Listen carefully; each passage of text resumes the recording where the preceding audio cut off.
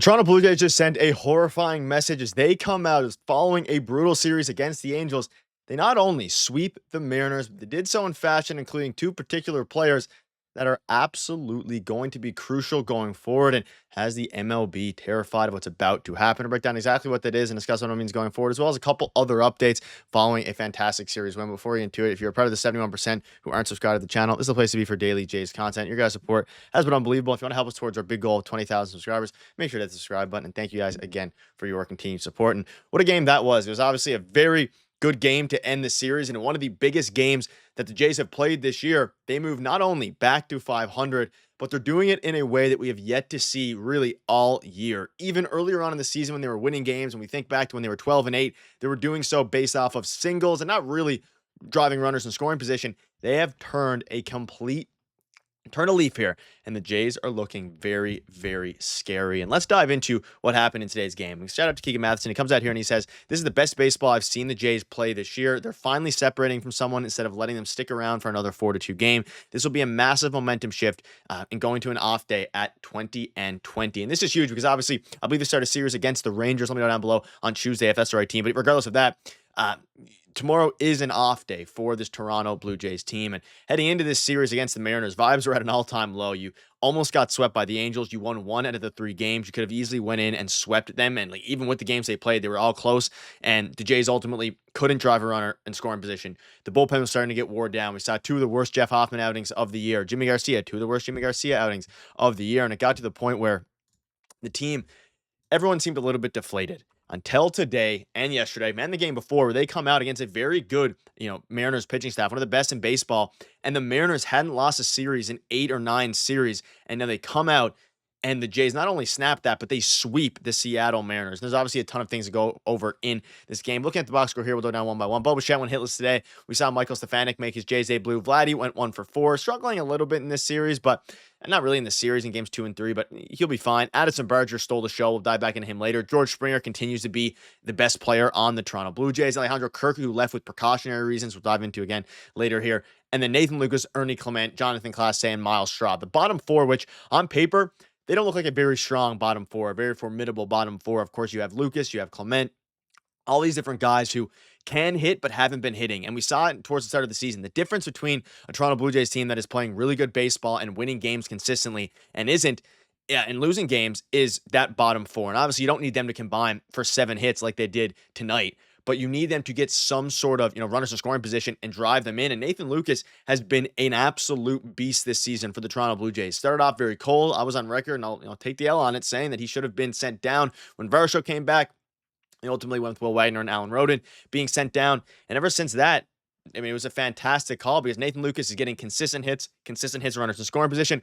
Miles Straw with back-to-back games with a gold glove, platinum glove caliber catches. And of course, he drove in a run on a single. And then Jonathan Clase, the guy we got in a Jimmy Garcia trade last year, turns the corner. Not only do we have Jimmy Garcia back, he hits a clutch gap double to left center field, driving in 2, which ultimately, the Jays won by a ton here, but this was just a fantastic way to end this series. And we got to talk about Addison Barger for a minute here and we'll dive into George Springer as well. You can see this here from Nene Takes. My big thing with Barger has been whether his swing will allow him to get to his raw power. He still mostly sprays his fly balls and pulls his ground balls, which isn't ideal. But if his improvements in the plate skills department are real, there's at least a decent hitter in there. And boy, do we see that today. I mean, we saw all series and all year that he's been up. He hits balls harder than anybody. I covered it in yesterday's video. He hits his swing profile. Everything about Addison Barger screams a very good hitter. The problem is his swing is so aggressive that at times he's going to be prone to swing and missing, prone to hitting ground balls, all these different things.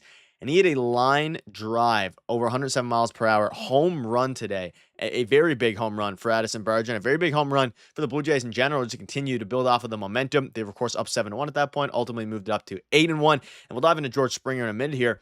But Barger himself, again, I've been on record, it's not like a broken record, saying how good he can be if he can find a way. And if there was anyone out of the Blue Jays prospects between Will Wagner, Alan Roden, even Clase or Ellis Martinez, any of these guys, we all want to see Addison Barger, get consistent playing time. Not Alan Roden, even though, he was very, very good. But when you're talking about upside here, Alan Roden's not going to hit for a ton of power and it's not going to drive in heavy damage. With the unfortunate injury of Andres Jimenez, it has kind of turned into, a game now where you can kind of pencil in Addison Barger every single game to help play third base, play the outfield, wherever he's playing. And he's starting to play a really good third base as well. And of course, he had a home run tonight. He also had a walk, drove in a run, and he's now moved his OPS nearing 700, which is a far cry from where it was just a couple weeks ago. And fantastic news for Addison Barger. And George Springer, you can see there as well, he went 2 for 4 with a massive home run, the biggest home run of the season thus far for the Jays. And so far this year, he's hit 5 home runs, 18 RBIs, a 161 WRC plus, a 61% better than league average, compared to last year where he had a 64 WRC plus. Nobody saw this type of start coming, not even Father Time.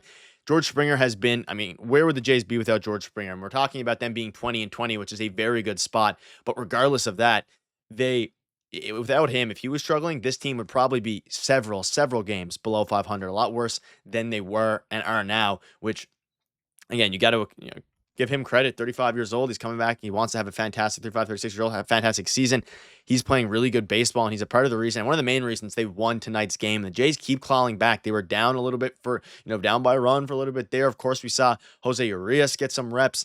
He was a starter tonight. Eric Lauer did a fantastic job. We saw Josh Walker make his debut, and we also saw Miles Straw make another fantastic catch. Like I mentioned, third straight year where the Jays have had 2 Gold Glove level center fielders in the roster.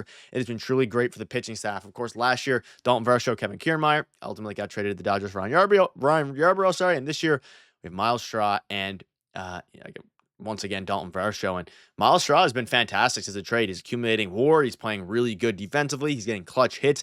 He's actually a very valuable player, and it's something that in a million years I wouldn't have expected, because he has a higher WAR than Sasaki. If you want to go there, obviously, a bit silly to do that, but at the end of the day, the top guys still aren't really hitting. Like Bo and Vladdy didn't have a fantastic series. And Anthony Santander, this is his 3rd straight game. He missed the entire series against the Mariners, and hopefully we'll have an update on him soon.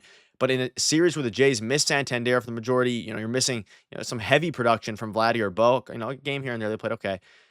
You still are managing to sweep the series against the hottest team in baseball. It won 8 straight series, and the Jays not only snap that, but they sweep the Seattle Mariners. They faced Luis Castillo. They faced a bunch of different guys, and at the end of the day, it was a fantastic game. And even Ernie Clement, that's a big difference too. He was ice cold for a while. He finally started to heat up now. He's went 2 for 3.